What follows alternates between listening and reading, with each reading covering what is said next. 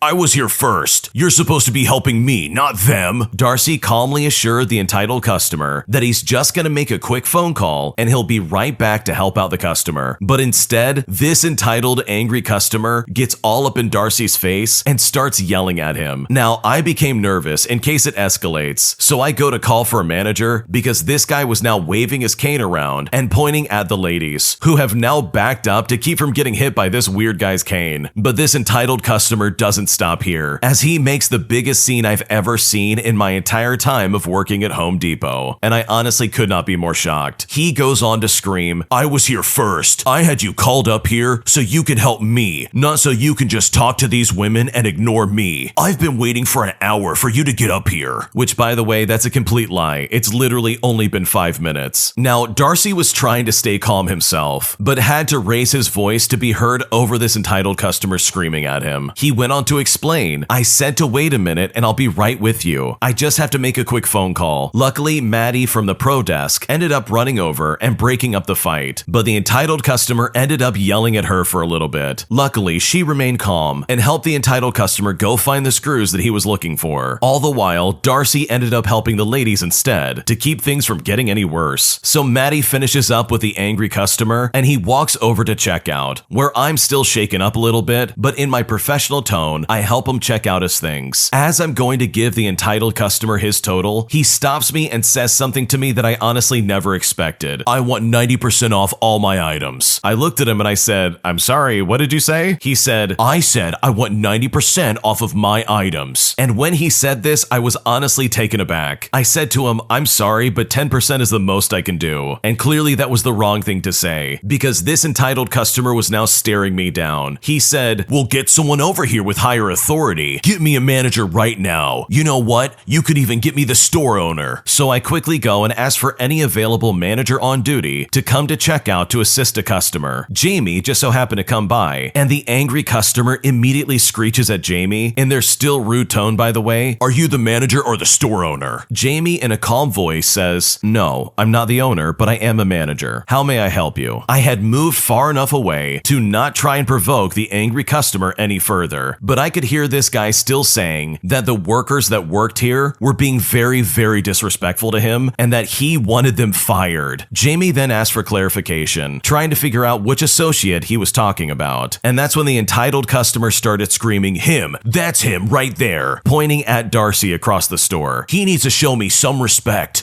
I've been waiting for an hour on him, and he instead helped them instead. I walked up to him to tell him that he's supposed to help me first, but instead he started yelling at me. I want compensation for the rude treatment. Darcy clearly hears this angry customer and was also glaring at this customer angrily, but still staying professional, continued to assist the ladies. I have since turned my focus to the gift cards and sorting the snacks on the shelves. Jamie then says says, "Okay, sir, I'm sorry that you were given poor treatment. What would you like as compensation?" And that's when the entitled customer shouts again and says, "I want 90% off all my items." And then my manager does something that seriously blew my mind and made me not regret quitting this job later on. Jamie actually says, "Okay, 90% off of all your items. I can easily do this. Also, here's my personal number. If it's not the screw that you need, just give me a call and I'll personally make sure that you get the correct items that you need. Have a good day." The angry customer snatches all his items, all before giving Darcy one last glare before shuffling out of the building. Now, maybe it's just me, but I don't think he should have just made a fuss over having to wait for a few extra minutes. Then again, this angry customer might have had a bad day before entering the store, and being forced to wait was the last straw that broke the camel's back. But again, who knows? But in my opinion, to demand 90% off of all the items seemed a bit much, not to mention the fact that he was yelling at us, especially towards the ladies who had nothing to do with it, as well as at me for not being able to give him the 90% off. It all just seems a bit extreme. And then the fact that Jamie actually gave it to him as well was just literally ridiculous. Right after the entitled customer walked out, I turned to Jamie and was about to say that the entitled customer hadn't been waiting for an hour, nor did Darcy yell at the customer or said anything disrespectful at all. But the only thing Jamie said was, "Go back to your checkout," which I hadn't even moved an inch away from it. Jamie pulled Darcy aside and spoke to him before calling me to his back office and telling me I handled the situation all wrong, as well as not stepping in to stop the yelling from disrupting the peace of the other shoppers. There wasn't even any other shoppers in the store, and how on earth could I have stepped in? I'm a cashier, not security, which I don't know why security didn't step in to stop the yelling customer like Maddie did, and she's just the pro desk associate. Jamie gave me and Darcy a write-up for having poor performance towards a customer, and we were then given a few online trainings on how to handle a rowdy customer. Maddie was fine, but when she found out about me and Darcy, she was not happy and went to explain to Jamie, including telling him to check the cameras to see who started the argument. But Jamie ignored her and reported it as me and Darcy not handling things in a professional manner, as well as letting things get out of hand. The store manager wasn't any better herself. She just nodded when told what happened and turned and walked away. So who truly was in the wrong? Did Darcy and I seriously overreact when it comes to this customer? Or is my manager just a complete moron? Needless to say, and just like I mentioned, I was so relieved and incredibly happy when I finally did quit that store. This story is insane, not just because of the entitled customer, but also because of the horrible manager that gave them 90% off and then blamed his employees, claiming that they were out of line, when in reality, Jamie needs to take a management course, because I don't think they know what they're doing. Because I know for a fact if I was the manager in this situation, I would have told that customer to go pound sand, and that there's no way you're getting 90% off. And in fact, if you keep yelling at me, you're going to be asked to leave the store, and I could care less if you ever come back. Because that type of obnoxious behavior is honestly completely unacceptable, because this leans on the idea that the customer's always right, and that mentality seriously went away like 50 years ago. Because in my opinion, from my experience in my life, the customer is never right. They don't know what they want, but instead, especially if you're an entitled piece of garbage like this guy in the story, you'll say and do whatever it takes just to try and get a deal. And it's seriously disgusting that Jamie would throw his coworkers under the bus, all under the assumption that they did something wrong, which guess what? Neither of them did. So I'm super glad that the original poster got out of that store, because that sounds like a super toxic work environment, and I don't blame them for leaving. If you like Am I the Jerk, you're probably going to love Am I the Genius. Check it out, link down below in the description. My entitled manager basically tries to get me fired after I take a month off from work simply because I injured my knee, but I decided to get malicious, and as a result, I got them all back in a spectacular fashion. Here's what happened. So this happened in the UK about 12 years ago when I worked as a customer assistant in a large well-known retail store. It's nothing big, but at the time, I thought, okay, if that's how it's gonna be, then let's play this game. So I'd been working for the company for 3 years and had not taken a single day off for sickness since I had started working there. If I was feeling a little bit under the weather, I'd just go in and work through it while taking any medication that I might need. Now, with that little bit of information in mind, here's what happened for me. I had been playing football with friends on a weekend when I got tackled and felt a shooting pain in my knee. And I mean, this is instant, excruciating pain. I went to the hospital and I got an x-ray, but nothing of concern was visible. So there was no broken bones, thankfully. I received painkillers, and and was referred for an MRI as I was still in a lot of pain. The MRI results showed that I had a partial tear of my ACL and I would need time to recover. Initially, I had notified my manager that I had been injured and that I would not be coming into work. After a week of absence, I provided a doctor's note as required, which signed me off from work for 3 more weeks. A month after the injury took place, I was able to hobble around and was going stir crazy at home. My colleagues were keeping me up to date on what was happening at work. I was aware that my manager was getting some heat from the senior managers for a member of the team having an extended absence, so I decided to go back into work. The first day back, I'm informed that there will be a meeting for my absence, so I attend the meeting with a union representative and go over the absence and the reason for it. I explained everything that happened, but it seemed like my manager was not actually listening. She was just giving me a chance to have my say, but she already knew the decision that she was making. The manager then takes some time out to make an informed decision on the outcome of this meeting. She comes back and tells me that because I have reached the trigger point for absences, she will have to give me a written warning. I felt betrayed and appalled at how I was being treated, especially after all I've put into the company. I also found out that the union representative that I had reached to support me was intentionally being unhelpful because she was friends with my manager. So that's when I had just about enough and I started my malicious compliance. I had 7 days to make an appeal against the decision, so I started looking into the company's attendance policy. The first thing I noticed was that the trigger point is to trigger a meeting to review the absences and not hand out written warnings like the manager had stated in the meeting. I also realized that employees cannot receive a formal warning for their first absence. It must be an informal verbal warning first because the manager has to personally tell you about the attendance policy at that initial meeting and keep a record of it in order to escalate. Then I went through the rest of the policy and found a loophole, which meant I could take 3 days off sick every 3 months without triggering any kind of attendance meeting. So I made my appeal and the initial decision was overturned. So no written warning was on the record. Then every 3 months, I would take 3 days off. This ended up giving me 12 extra holiday days per year. So in the end, they could have just let me have the 1 month off of absence and return to work as normal, but instead, I'm going to be absent 12 extra days a year simply because this company does not care about their employees. How ridiculous is that? Despite the fact that the original poster had a doctor's note, their jerk of a manager decided to try and pull a fast one just to get them in trouble. And not to mention the union representative was obviously on the manager's side. Like, they're not going to ever say it, but that's clearly where they were standing. And that's not fair for the person that's supposed to be represented by the union. Like, come on, you're supposed to be on their side. What are you doing? You would think when it counts, they would actually try to do their job, but clearly they had nefarious motives. So you know what? Good for the original poster. If I was in their shoes and I could take off 12 days out of the year just to spite this company, you better believe I would do the exact same thing, because the way they went after this person is completely unacceptable, especially when you consider the fact that they have proof from a doctor that yes, they did mess up their ACL, which by the way is not a fun injury, and it really could take you out for a month if it was that bad. So hopefully in the future, this company learns some manners and they learn to not try and turn things on a good employee, because as a result, they just lost this employee for 12 days out of the year, all because they couldn't be more understanding and essentially tried to ruin this person's career at this company. Today, I messed up by going to someone's apartment on the first date, and as a result, she gave me an ultimatum stating that she would never marry me if I didn't join her religion. And I seriously am so glad that I dodged this red flag. Here's what happened. So a few weeks ago, I matched with a girl who I'll refer to as Amy on a dating app. We hit it off well and soon moved to texting each other. After some spicy text messages between the two of us, we planned a date for the coming weekend that included dinner and spending the night together, doing all the things that we had talked about, if you know what I mean. Prior to the date, we had a discussion about things that were important to us in a relationship. Amy told me that she was okay with me being non-religious and her being Jewish, but she did want me to respect her religion and take some kind of interest in it. However, she did not expect me to convert to her religion, so I said that I think that's completely reasonable. Well, the day of the date comes around and I meet up with her and we go to her apartment where I'm immediately greeted by her Yorkie dog. And by greeted, I mean that the thing would not stop charging me and barking at me. This continued throughout the entire time I was there and would get even more intense anytime I got up to move. All was going fine until after dinner. We decided to play Mario Kart, and after Amy realized I was really good at it, she demanded I unlock all the tracks for her while she sat back and just watched me. When I said no because I didn't want to sit there and awkwardly play video games by myself, she proceeded to have what felt like the beginning of a minor meltdown literally out of nowhere. A little while after Amy composed herself, she brought up the topic of her religion again. It was then that she dropped the ultimatum that I needed to join her religion or else she wouldn't marry me. Mind you, this is the first date. Amy then began to tell me that she believed interfaith marriages were basically a really bad thing. And mind you, this is entirely contradictory to what she had told me before the date even started. And needless to say, when she started acting like this, I was pretty done. At this point though, it was already past 1 in the morning, so I decided to stay and leave immediately in the morning because I wasn't comfortable driving around that late at night. So bedtime comes and I go into her room to find out that it reeks of dog urine and perfume. It turns out she's too lazy to take her crazy Yorkie on walks, so she literally just lets it go to the bathroom on puppy pads and covers up the stench with perfume. So I go to bed, disappointed that nothing went as planned for that night. The next morning, which also happens to be my birthday, I wake up at around 8 o'clock in the morning. She is still fast asleep, but I can't get up or else the dog will go nuts. Amy then proceeds to sleep in until 11 o'clock in the morning, so I'm laying there for hours, unable to move. I'm hungry and I need to use the bathroom. As soon as she gets up, I start packing up my stuff and I get out of there as quick as I can, but not before this stupid dog bites me on the upper calf. I get home and I check my dating profile just to see that she unmatched me, which is honestly no major loss there. We had discussed ghosting before the date, and she was complaining about how it always happens to her, and based on the way she's acting, it's honestly no surprise. So I decided to do the right thing and text her to let her know this isn't going to work out. She then texts me back and has the audacity to imply that I'm the issue for things not working out, which is hilarious because she seriously wanted me to convert to her religion on the first date or else we weren't going to get married, which by the way, why would I do that so quickly? So here I am on my birthday, reeking of whatever perfume she had sprayed all over her bed, nursing a dog bite on my leg, and not having the night I expected. So what's the moral of this story? Never go to somebody's home on a first date. At the very least, my birthday improved after that. I invited my best friend over, where we laughed over my crazy first date story and ate some chocolate cake, thankful that things didn't work out with this crazy lady. Yeah, I can completely understand why this lady gets completely ghosted after the first date. I mean, 20 minutes in and she's already talking about how you have to convert to her religion or else she's never gonna marry you. And honestly, it's way too soon to be thinking about that. And I would honestly react the exact same way if I was in this guy's shoes. And how can you seriously be so lazy that you don't just walk your dog in the first place? Like, there's literally no good excuse for that. It does not take a lot of effort to get the dog out of the house, go out to the front yard or whatever you have, and say, okay, go to the bathroom. And then if you wait long enough, guess what? That dog's gonna use the bathroom. So good for the original poster for dodging like 1,000 red flags. And thankfully, this guy found out what this lady's exactly like after the first date, instead of months later when you're just now realizing that this lady is actually insane. My boyfriend has suddenly changed his mind about moving with me for my dream school, despite telling me for years that he would do that for me. And now I honestly don't know what to do. So my boyfriend and I have been together since we were 17 years old. He's always known how it was my dream to go to this art school that I wanted to go to, which was in a different country. I spent the last few years working on my portfolio, whilst keeping up a part-time job to support myself for when I move. I've also always been supportive of my boyfriend as he's in a local band, and I've always supported his stuff. We've talked about moving there together if I get accepted for years. He always had doubts about it and said he's afraid he'll just miss home too much, but agreed that going there would help his music career as well. Now that I've gotten accepted and the plans to move after summer are starting up, he's having a lot of doubts. The usual being that he feels he will be too homesick, and even though he agrees moving will be the best thing for his music career, he doesn't know if he's ready to commit to this. He keeps making excuses for how we will be able to afford anything, despite me already having made plans for loans and a part-time job to sustain myself. It's clear he isn't sure if he can commit to moving with me, which made me very upset since we've been planning this for years, but also because I just can't do a long-distance relationship for an indefinite period of time. I'm just not the type of person who can handle that. He keeps saying how he loves me and doesn't want to lose me, but also isn't sure he's able to move with me. And he has also suggested that I just go to a different art school in our own country. He himself always talks about how he wants to has settled down in our hometown and how he feels safe there, whilst I feel trapped and always have been wanting a way out. I don't know what to do, since part of me is doubting moving. He's my first boyfriend, and we have been through a lot together, and knowing that we'll break up if I move is absolutely heartbreaking. But if I don't go, I know for a fact that I will regret this. What should I do? In my opinion, you absolutely should follow your dream. Your boyfriend has been saying that, yeah, I'll move with you when the time comes, but clearly he has been lying to you. He was clearly just saying that just to make you happy. And yeah, you have it right. You will regret not going to the school that you got accepted to, that you have been dreaming of going to your entire life. And no guy should ever get in the way of that, in my opinion. In my opinion, he would absolutely make the sacrifice necessary to follow you to this art school like he said he was going to do if he actually had a desire to do that in the first place, which I'm assuming based on what you described that seriously was not in the cards. And also for some context, the original poster is still very young. You are only 20 years old. You have a lot of time to figure things out. So in my opinion, it would be a massive mistake for you to turn down this art school because you've lived your entire life wanting to go to this. And to give that up all because some guy isn't willing to move with you would seriously be a mistake. My entitled manager claims that I'm faking being sick and that instead I'm basically on a vacation, despite the fact that they threaten to write up anybody who takes off work during the holidays, all while I'm dealing with COVID symptoms for several weeks. Here's what happened. So I was 26 at the time, and I was working as a department manager at one of my local big box stores. Just before Thanksgiving, I started to get sick. So the way our system worked is that we were supposed to do a check-in to prove that we didn't have symptoms of COVID. One of us managers would normally fill in the form when we got to work. And if you were on the management team, someone else had to do it for you. Some basic examples of the questions would be asking if you have symptoms of COVID, if you've been around anybody with COVID, and if you've taken a test for COVID in the last 3 days. At this time, I started to get sick. I told my manager what symptoms I was having. On top of that, I had just been around 2 people who had come down with COVID, and I had been out of state 2 weeks prior. She marked off that I didn't have any symptoms of COVID. She insisted that we all work through the holiday or get written up. So I ended up working through the holiday because I really needed my job. Looking back, I know that wasn't the smartest thing to do, considering we were all at the height of a global pandemic, but I really couldn't afford to not be working and to have my boss make working even harder. She was known lovingly by the employees as being a demon incarnate. Because of that, I started getting more sick. Customers were allowed in our store without masks as long as they said, "I have a medical reason." I informed my boss that I'm immunocompromised and that I have asthma before I even started because I knew it was likely that I would get sick if customers were coming in without a mask. I wore a mask all the time, but I knew that wasn't enough. After the holiday, I took a couple days off because I was sick. My boss didn't like it, but she appreciated the fact that I worked through the holidays regardless. I have been coughing and sneezing at work and trying to avoid getting people sick, so it was pretty well known by the employees that I wasn't doing well. During that time, I took a lot of medicine and was trying to get better, but I started getting text messages from another manager saying something along the lines of, "It must be nice to be on a vacation. You're not really sick. You're just relaxing and having a great time, huh?" Now that really hurt. I had not gotten a COVID test, so that way I could come back to work as quickly as possible and help relieve any backlog that my absence had caused. And this is where my malicious compliance comes in. When I read what my manager said, I decided that instead of going back to work, feeling even just a little bit sick, I was going to go back when I was fully okay. So I went and got a COVID test. At that time, COVID tests weren't rapid, and they took about a week to process. I called my manager and I told her that I got a COVID test because I had so many symptoms and they weren't going away. Legally, she could not force me to go back to work, and the company had to be notified that someone in the store might have COVID. That way, if anyone else got sick, they could keep track of it. It turns out there were a couple of employees who had COVID and had been coming to work anyways, and their forms were not being filled out properly. And because I forced the issue, they were also able to force the issue too, and got their COVID test and paid for their missed work. And honestly, looking back, I should have gotten the entire store shut down, but I thankfully quit about 2 weeks later than that, and management got even worse. So I decided that I'd rather find a manager and a company that valued its employees' lives much more than their bottom dollar. First off, good for the original poster for getting out of that job. That place sounded incredibly toxic. I mean, the way these people were acting is absolutely unacceptable. There's no good excuse for treating your coworkers like that, and basically implying implying that they're not really sick, but are instead enjoying some kind of vacation time. And it certainly doesn't help that one of the managers basically lied on this form and tried to say, oh, you don't have COVID. You need to work through the holidays or you're going to get written up. Like, that manager could have easily gotten a lot of people sick or worse. So good for you for saying, all right, you want to get petty? Let's get petty. And deciding to basically push the issue to ensure that your good name was not being slandered, while also basically allowing people to get paid for their missed work. Because at the end of the day, it is not your fault that you got sick, but rather it is absolutely your manager's fault for not trying to mitigate the issue and prevent this from spreading any further. If you like Am I the Jerk, you're probably going to love Am I the Genius. Check it out, link down below in the description. An entitled bride refuses to pay for a shuttle service for all of her guests to her wedding. So as a result, I deliver the bad news to everybody waiting, resulting in all of my coworkers being impressed by the way I handled things. Here's what happened. So for a bit of backstory, I used to be in retail in an area bursting with old money. People who have lived their whole lives being catered to and being told yes. I was often one of the few people who told them no. There was a waiting list in my profession, and you couldn't bribe, complain, threaten, or be nice to get further up that list. People still tried, and I learned how to stand my ground against senators, CEOs, lawyers, and just old people with money, not to mention their wives. With that job, I got amazingly good at being strict and no nonsense in life. I stopped taking anything. It really comes in handy both in life and professionally. Now, when it comes to the story itself, on our wedding block resumes, sales gives us the time of the shuttle departure, as well as the ceremony. On this weekend, a half hour before the shuttle was going to arrive, guests started coming down in cocktail dresses. I was on midday shift, and the PM guy and I were going about our business and complimenting the occasional outfit. It starts to feel like it's been a while when my coworker finally points out that it's departure time for the shuttle, which is strange because it's not even here yet. 10 after and it still hasn't arrived. Then 20 minutes later and the ceremony is starting soon. Then the front desk gets a phone call that I pick up. The person on the other line is a member of the shuttle services that's supposed to pick everybody up. They ask if there's wedding guests in the lobby. So I look out to the bursting lobby and I say, yes, there are. This person then says, oh boy, look, you see the bride never paid us, not even a deposit. So we told her we're not coming, but we never heard back from her. I noticed the date and time and decided to check if she found a different shuttle. The person from the shuttle then asked if the time of the wedding was still the same. And I said, yes, it most certainly is. They apologized, but I said, it's fine. I appreciate you calling. I hang up the phone, ignore my coworker, who's looking at me confused and a bit worried, take a deep breath, move from behind the front desk so I'm in front of it, and loudly clap my hands twice. I say to everyone, can I please have the attention of Jim and Jane's wedding guests? We have just received word that the shuttle will not be arriving, so please use your own personal vehicle to drive to the venue. The front desk will be happy to provide the venue's name and address if that wasn't provided to you. Please remember not to drink and drive. Our bar will be open for drinks until 2 a.m. if you're a designated driver. Enjoy the wedding. People just looked at each other and walked out. I've never seen a group of people leave a lobby so organized. I stepped back behind the desk and my coworker was looking at me with bug eyes. I don't do the whole thing of shoot the messenger. And he replied by saying, yeah, I totally see that. I go over to the bar and I update them on what's going on. I say to them, expect patrons tonight. The bride messed up the shuttle, so hopefully there will be designated drivers. The bar then complimented me on how impressive I was with the announcement that I made towards this group. Eventually and somehow, this became a story in the hotel and the bar. When I talked with that coworker later in a circle with a couple other front desk associates, he said, man, you should have seen it. She didn't pause for a moment. She just hung up the phone, walked out there without pausing, and literally nobody got upset at us. The moral of the story from me to anyone in customer service is that sometimes you have to leave no room for argument. Just state the situation and don't accept any pushback. I didn't let anyone get mad at me. You know, the front desk lady just telling them the situation, and they didn't. Don't let guests bully you for anything. Work on it and you'll get there. Because you know what? A situation like this inevitably will happen. That is a really cool story. It's awesome to see that you can stand up to people of such high status and not get intimidated or in any way shaken about your situation. And it really is true. When things go wrong, you just gotta state it exactly how it is. And it really is possible to do it in such a way where people won't get upset with you and they'll just accept that, hey, these are the facts and this is just the way it is. And also, it's really cool that the shuttle service had some kind of common courtesy to at least call in and say, hey, the bride messed up and we are not picking picking anybody up because she did not pay us. Which honestly, if I was in their shoes, I wouldn't pick them up either. So good for the original poster for knowing how to get this done. In my opinion, they probably have a bright future as a manager or some kind of business owner because they clearly know how to deal with possible stressful situations. An entitled Karen gets upset when I tell her to be quiet, all because she's being too loud at the hotel I'm working in and preventing me from getting a guest checked in. Here's what happened. So I walk into work on Saturday afternoon to a busy lobby. It's a bit odd for a slow winter season, but here we are. There was some kind of college function, a sports event maybe, going on for the local university. So we had a big group of university parents spending a night or two at the hotel. I jump right to it with getting people sorted and checking them into their rooms. And this is where the first red flag popped up. Tons of these people kept turning around to talk with their friends or group while I was just trying to check them in. Like I would literally be running the charges and printing out a registration card, and they would literally turn around and walk away to chat with their friends. And this is all while other people were waiting to be checked in. I had to repeatedly ask people to come back to the desk to finish the check-in, and they were annoyed that I kept asking them to come back. The second red flag is that a handful of these people took phone calls while I was checking them in, and some even had the audacity to tell me to wait a minute while they're working up the rest of their arrivals. And just a note in general, if you take a phone call while I'm trying to check you in, then I'm not going to tell you about anything. Nothing at all. Not about breakfast, not about parking, not about check-in or check-out times. In fact, I won't speak to you at all because what you're doing is incredibly rude. If you want me to continue giving you information and checking you in, then get off your phone for 5 minutes, please. Now that we have some context out of the way, this is what happened. I have a big group of people on my hands, primarily women in the lobby being incredibly loud. Some of them even brought in beer as well as wine coolers into the hotel, and people aren't supposed to be drinking in the lobby, but whatever. 2 hours after I arrived, and they were still in the lobby being loud, a guest arrived, and I was trying to get them checked in and answer some of their questions. Shocking observation here, but it's generally really difficult to hear someone when there's a group of people shouting nearby. They asked a question, and I could not hear them for the life of me, so I raised my own voice and I yelled, "Hey folks, I need you to quiet down please." A bunch of the women turned to look at me, and one of them immediately says, "Excuse me?" So I told them again, "I need you to quiet down so I can hear the guest I'm trying to help." I had barely finished my sentence before this lady turns around to her friends and says, "Are you kidding me? Who does she think she is to tell us to be quiet?" Now when I heard this, I just grit my teeth and I ignored it since they did quiet down a little bit, though it soon went back up to their original volume. I was able to finish checking in the guest I was with and go back into the office for a minute. As soon as I'm back in the office, I hear that one entitled Karen in the lobby mocking me to her Karen friends. She would say to her friends, "You guys are being too loud." And then the group would start laughing and calling me names. So it really makes me think, who do I think I am? Oh, I don't know. Maybe just the person responsible for handling guest satisfaction and any complaints for the entire hotel during my shift. Just the front desk agent who enforces rules, meant to keep the environment safe and welcoming for all guests. Just the person who has to think about the whole hotel and not just a few people staying in it. That's who I think I am. I just want to know who she thinks she is, to act like it's an affront for me to ask the entire group in the lobby, not just her, to please quiet down so I can help someone else. But this lady was upset because apparently she thought she could do whatever she pleased without interference from an employee, as if she was the main character, the only one who didn't have to follow rules, because she thinks that rules are for everyone except for her. She is not the only person staying here, and contrary to popular belief, not everyone wants to hear the ugly hyena screeching sorry excuse for an indoor conversation, and this entitled Karen was definitely no exception. Yeah, it's pretty obnoxious when you're just trying to do your job and you got a group of people being loud and super obnoxious. Not only that, but they have to make some kind of weird snide remark right as you walk away after you correct them. So I don't blame you for speaking up and telling them to be quiet, because they were literally disturbing what you were trying to do and they were stopping you from doing your job, and they seriously need to learn some manners. Today I messed up by potentially ruining my friend's academic life, and I honestly don't know what to do. So we had an oral test today, and it's not just some oral test, but an actual national oral examination for high school. It stands 25% of that particular subject's mark and is one of the most critical subjects. If you fail, you won't be able to get a certificate, and that means your future is absolutely ruined because companies will not accept you. But thankfully, we're in the A zone, but it still sucks. Anyways, before I begin this, here's the procedure for the oral test for better context. There are two 2 sections for oral speaking, one for individual and one for group discussion. For individual, basically they gave you questions and you answer briefly based on an article they gave. That was fine. I did well and my friends did well too. Then for the group part, consisting of 4 candidates, you had to share one question and answer them with different points that came into our minds for a certain time period. We had to talk for 2 rounds as this was part of the procedure. Why 2 rounds? That way we could discuss on different focuses. As a side note, both sections were spontaneous and involuntary. We were given 15 minutes maximum in total to talk, so an even distribution was needed to ensure a smooth flow. The first mess up was that I didn't concentrate on the time because I tend to speak less during trainings, so time limit doesn't really matter to me in the first place. I was the second to speak in my group for each round. The first round, I went a bit over the time limit, according to my friends, due to stuttering from panic, but that's fine. The 2 guys after me managed to talk through their points. But on the second round, after the person ahead of me finishes her talk, my mind immediately became smooth, and suddenly there's a lot to talk of. I suddenly felt confident, and I could finally escape my fear. The problem was, during practices, we were never taught to limit our speaking time. I also had no idea that the bell means my time was over, and so I kept on talking for more than twice the time of what the previous person had said. I was basically that guy that took up all the time, and after I finished my speech excitedly, the examiner smiled and told us that time was over. I was completely stunned. I had no idea how it happened, except that I now saw my friend's disappointed face. We walked out in complete silence. They started to tell me how I messed up. I swear I felt so bad. How could I mess up that badly? I couldn't stop apologizing to them, but there was no use crying over spilled milk. It was gone. One of the friends I apparently sabotaged was also even my closest friend, dating all the way back to elementary school. The other girl that spoke ahead of me, who didn't get affected by my lengthy speech, was also really mad at me, and she was my kindergarten friend. I felt insanely guilty afterwards, like I couldn't even talk to my parents. When I got home, I checked my Instagram, and I was devastated because they wrote what happened on their stories. My name was not mentioned, thankfully. It was a bunch of poems saying that they encountered a greedy person today, and that apologizing is no use. Eventually, I talked to another of my best friends, and he also knew what happened. Needless to say, I was blamed for sabotaging them, and I agreed with that. I barely ate since the afternoon. I slept and felt extremely heavy. I have no one to talk to. I feel like a failure for even having to tell this story, but I really have nobody else to tell. This was only oral. Writing examinations were the main game, and it's coming up at the end of the month. I have never messed up so much in my life. Up until now, I only realized that I'm really antisocial. I'm pathetic, and I'm a narcissistic person who can barely work with other people. I might have just lost 3 friends and made 3 enemies. I really want to talk to somebody, but they just don't seem to like it. I feel like I'm in despair. I couldn't stop thinking about this event for at least 5 minutes. The more I think about it, the more I dread it, and now I honestly don't know what to do. Personally, to me, it sounds like the system's at fault, rather than any of your friends. And honestly, if your friends really wanted to be involved and have their time to jump in and say something, then guess what? They should have tapped you on the shoulder and said, hey, I'm tagging in. Like if my grade was on the line and my future was on the line because my friend was talking too much, I would not just stand there and let them keep talking. Like that's completely counterintuitive. In my opinion, this system sucks completely. Like the teacher probably should have stopped you when your time was up. So I really just would not beat yourself up over this. Yes, it is probably really embarrassing, and your 3 friends are probably not going to talk to you anymore. But seriously, life rolls on, and there's more opportunities in life to get things right. And I just would not allow this to ruin your future and take away from the happiness that you already have in your life. My boyfriend made some inappropriate comments about my weight, and now I'm really upset and I don't know what to do. So for some context, I have a pretty womanly figure. I'm not fat or overly overweight. I've never been skinny in my life. I was a chubby child, but once I grew taller, I stretched and became more curvy. I do like the way my body looks, and I wouldn't change it for a skinnier physique. My boyfriend of 8 months is kind of a gym rat. He goes to the gym several times a week. He weighs his food and takes a lot of supplements, like protein shakes and caffeine drinks. He's really into fitness and a healthy lifestyle. I've been mentally struggling a bit recently, and I didn't take good care of my body. I didn't sleep much, my apartment was a mess, and I either forgot to eat or I ate some type of processed garbage. Last Friday night, I got a swing of motivation and started cleaning out my entire apartment. I went grocery shopping and ordered new headphones headphones and sports leggings. I used to go for runs when I was younger, and it really helped me to stay fit and focused, so I thought I might get into it again. I'm not doing it to lose weight though. I'm trying to eat better and be a bit more active because I want to feel good in my skin and take care of my body. I managed to do skincare and eat 2 to 3 healthy meals over the weekend, so I got motivated and I wanted to share this with him. I told my boyfriend that I want to be more active again, and he was hyped immediately. He said how great it is that I'm trying to lose weight, but cardio won't do much. If I'm really wanting to lose weight, I should join him at the gym and do muscle work. He can create a workout and meal plan for me, and he'll track my weight and process. I was taken aback because I never once mentioned losing weight. I told him that this isn't the main goal. I for sure will lose some weight, but that's not the reason why I'm doing it. He replied by saying, "Are you sure you don't want to lose a few pounds?" I asked him if he wanted me to, and he said that he's happy with my body when I'm happy with it, but at this point, I don't believe him. I said that I will join him eventually, but I want to get into running again first before doing other workouts. He then said, "Okay, but don't come running to me crying when you don't see any results. Without results, you will lose motivation and just go back to being lazy and messy. But you do you, I guess." I didn't text him back, and I'm honestly shocked. I thought he might be a bit more supportive. I was struggling with my mental health. I'm not a lazy person. I just work a lot, which is kind of draining my energy, and I neglected my apartment for a while. I'm now incredibly shocked by what he said, and I honestly don't know what to do. Yeah, the way your boyfriend is acting is entirely out of line. On one side of it, I don't think he was initially trying to be offensive in saying, "Oh, are you trying to lose weight? I can help you out." Like, I think there might have been something genuine there, but I think the more you dig deeper into this, it really does seem like he has a terrible attitude about this. And I think with his final remark, saying, "Oh, you're never going to see results," and all this other stuff, that in my opinion was definitely over the line. And to me, it really seems like he's just being an absolute jerk. So I think seriously having a conversation with him and saying, "Hey, I really don't like the way you made me feel," would probably go a really long way. And it will also probably clear up his intentions, because I want to believe that he has good intentions moving forward, and that maybe somewhere in there, he was actually trying to help you get on some kind of workout plan. But even with that in mind, the way he went about talking about it was incredibly rude, and honestly is not something you deserve, because it sounds like you're just trying to get active, and hopefully he can see where you're coming from. When you subscribe, make sure to hit the bell to turn on notifications. To finish listening to all the stories, check out the playlist at the top of the description. And if you want some chill music to put on in the background, check out easymode.com. If you like Am I the Jerk, subscribe to Am I the Genius. Everything will be linked down below in the description.